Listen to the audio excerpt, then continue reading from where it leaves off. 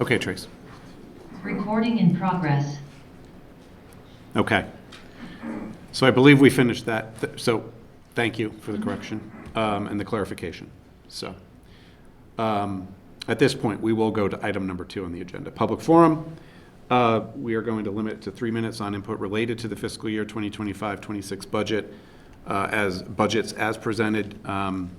Anyone wishing to address the Board of Finance either virtually or in person, same rules apply, as they say. Come on up, name and address, and provide your comments. Anybody?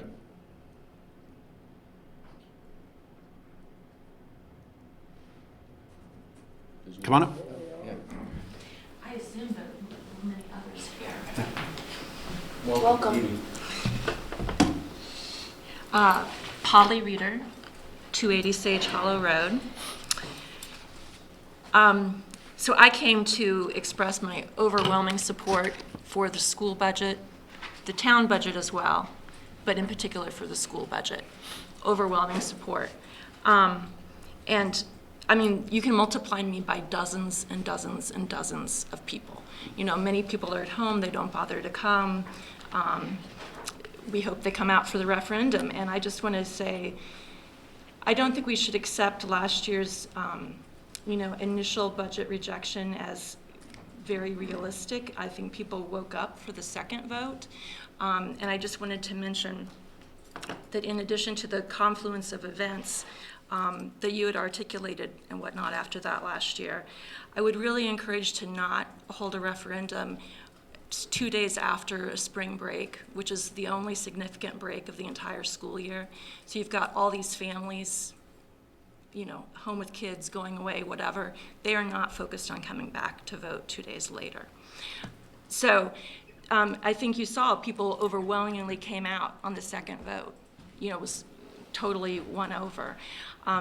So where else can you invest at a 55th percentile degree and get an 88th percentile outcome? It's just, you can't argue, and people can ask questions and this and that, but it's incredibly well managed. Clearly this school district is a massive selling point for our town, and our student population is stable and actually increasing, which is unusual. And they have already cut and cut and cut beyond lean to the bone. Paul enumerated a number of those things. I wanted to add, there's just some other examples as well. 2 other examples. We have a very highly esteemed and experienced principal who requested another psychologist for the school. It's not in the budget. And this is for 10 and 12-year-old kids. And he's saying with his experience, the kids are not the same, so, sorry.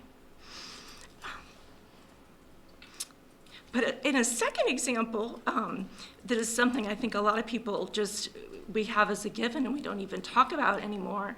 And in terms of maintenance and maintenance of buildings that was touched upon, is we have Adams, which is just, sticking on paint and having the HVAC guy come over, almost every day pretty much.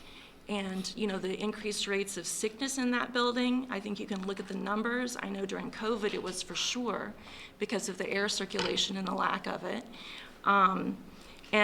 Right now still that we're months in and there's still, my kids' whole team, 1/6 of the school has, their main hallway has mold in it. It's had mold in it right out there in the open for a couple months. You could just go on with all kinds of maintenance examples. And, they've had someone come in and they're trying, but you can only fix so much. So, and, these things are not being asked for. So, overwhelming support. Thank you. Thank you. Very much appreciate it. And thank you very much for all you do. Thank you. Appreciate that. Thanks for coming out. Yeah.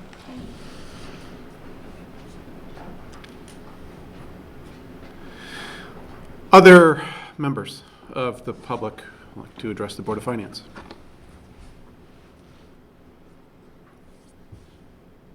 Anyone? Here we go with the going once, going twice. Okay. First of all, before I close, thank you, everybody, for coming out tonight. The virtual attendance, and again, as I said before, there will be people that actually will watch this on GCTV. It's still out there, it still happens. I hear about it all the time. I'm still amazed that people really engage in that way, and there's numerous ways to engage, and this is one of the most important, and we really, really appreciate you all coming out. Before we do adjourn, just a last reminder that our budget workshop, which is basically budget workshop number 1, will again be held in a hybrid format, in person in the same room, and virtually by Zoom on Thursday night. That's in 2 nights, March 6th, and again, it will be at 7:30 in the evening. Public forum is on the agenda before and after our workshop discussions. Should the Board of Finance not vote a budget forward to town meeting on Thursday night due to any number of circumstances that can occur, anything from not being able to decide, or weather, which I don't think is a problem because the weather's actually going to be tomorrow night, I think. A second budget workshop would be scheduled, or is scheduled if needed, on Monday, March 10th, also at 7:30 in the same hybrid format as tonight. It will be canceled if a decision is made to move to the public. I do just want to mention that the public forum is on. It will not be discussionary as tonight. Tonight was the night for questions and answers and responses. The public forum will be comments from the public before and after, and the discussions will be focused from the Board of Finance to members of the town Board of Selectmen and the Board of Education. Thank you. If nothing else, I will entertain a motion to adjourn. Move we adjourn? Second. All in favor? Aye. Aye. Thank you, everyone. everyone.